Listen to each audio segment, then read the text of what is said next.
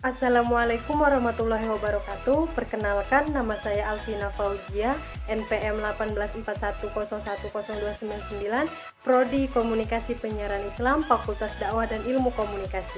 Di sini saya akan menjelaskan tentang makalah UAS saya yang berjudul branding. Nah, apa sih itu branding? Video penjelasannya berikut ini. Pengertian branding. Branding berasal dari bahasa Inggris yang berarti merek, namun dalam istilah lain, branding berarti sebuah kegiatan komunikasi yang mana gunanya untuk memperkuat serta mempertahankan suatu brand dalam rangka memberikan perspektif kepada orang lain yang melihatnya. Atau simpelnya, branding itu adalah salah satu usaha atau aktivitas yang kita lakukan di mana tujuannya agar masyarakat mengenal dan menggunakan produk yang kita jual dalam jangka waktu yang panjang atau lama. Selanjutnya yaitu ada fungsi dan tujuan branding. Nah, fungsi branding sendiri itu untuk menanamkan image di mata masyarakat atau konsumennya, sehingga dengan adanya branding diharapkan masyarakat senantiasa selalu mengingat barang atau produk yang kita jual dengan jangka waktu yang panjang atau lama.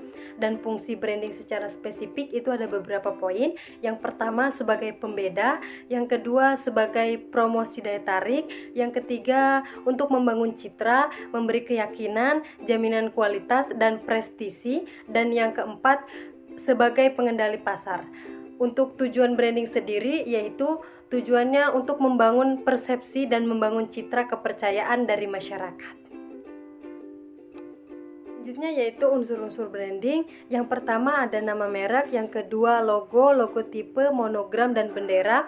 Yang ketiga ada penampilan visual, desain kemasan, desain produk, desain bangunan dan juga desain kendaraan. Yang keempat ada juru bicara, pesohor, tokoh pendiri, tokoh perusahaan, tokoh pencipta dan mascot. Yang kelima itu ada kata-kata akronim, nama panggilan, slogan, tagline dan juga jingle. Yang keenam itu ada suara atau lagu icon bunyi tertentu yang tematik gitu dalam sebuah produk yang diciptakan oleh sebuah perusahaan atau kita sendiri menciptakan sebuah produk tersebut. Nah, selanjutnya itu jenis-jenis branding. Branding memiliki beberapa jenis yaitu sebagai berikut. Yang pertama, produk branding. Branding produk atau produk branding adalah hal yang paling utama dalam branding. Mengapa demikian? Karena merek atau produk yang sukses adalah produk yang mendorong konsumen untuk melihat produk miliknya di atas produk-produk lain. Nah, selanjutnya itu ada personal branding. Personal branding merupakan alat pemasaran yang paling populer di kalangan public figure seperti musisi, politisi, hingga selebriti, sehingga jika produk kita dipromosikan oleh mereka, maka akan mendapatkan respon yang lebih baik. Mengapa? Karena mereka itu memiliki pandangan tersendiri di mata masyarakat gitu. Dan yang selanjutnya itu ada corporate branding. Corporate branding itu tuh sangat penting peranannya, di mana tujuannya adalah untuk mengembangkan reputasi perusahaan di pasar, meliputi semua aspek perusahaan, mulai dari produk atau jasa yang ditawarkan hingga kontribusi karyawannya terhadap masyarakat. Dan yang terakhir itu ada cultural branding, di mana cultural branding ini gunanya untuk mengembangkan reputasi lingkungan dan orang-orang dari lokasi tertentu atau kebangsaan. Terakhir itu ada strategi branding yang baik dan benar.